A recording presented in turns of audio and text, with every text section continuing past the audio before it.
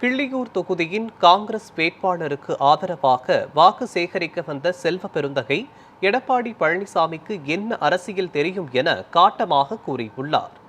இது தொடர்பாக அவர் அளித்த பேட்டியை தற்போது பார்க்கலாம். அன்பு சகோதரர் வழக்கறிஞர் ராஜேஷ்குமார் அவர்களை ஆதரித்து பிரச்சாரத்தை மேற்கொண்டிருக்கிறோம். மக்கள் அலை, மக்கள் கூட்டம் எழுச்சி தெரிகிறது. 1996 எப்படி ஒரு எழுச்சி பெற்று 2-3 இடங்கள் கூட அதிமுகவில் வர முடியவில்லையோ அதே எழுச்சியை இப்பொழுது நாங்கள் பார்க்கிறோம். 210 தொகுதிக்கு மேல் திராவிட முன்னேற்ற கழகத்தின் தலைமையிலான கூட்டணி காங்கிரஸ் வெற்றி பெற போகிறது. தோழமை கட்சிகள் பெருவாரியாக வெற்றி பெற போகின்றன. இந்த தேர்தல் என்பது சர்வாதிகாரத்திற்கும் ஜனநாயகத்திற்கும் இடையே நடக்கின்ற போர். ஜனநாயகத்தை வென்றெடுக்க வேண்டும், தமிழ் மண்ணை பாதுகாக்க வேண்டும்.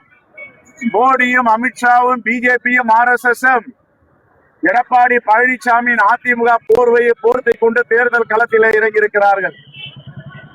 நேரடியாக தமிழ்நாட்டில் கால் ஊன்ற முடியாது என்று அதிமுகவை போர்வையாக போர்த்திக் கொண்டு களத்திலே வந்து நிற்கிறார்கள். தமிழ்நாட்டு மக்கள் இதை அடையாளம் கண்டு விட்டார்கள். ஆகவே மக்கள் விழிப்புடன் இருக்கிறார்கள்.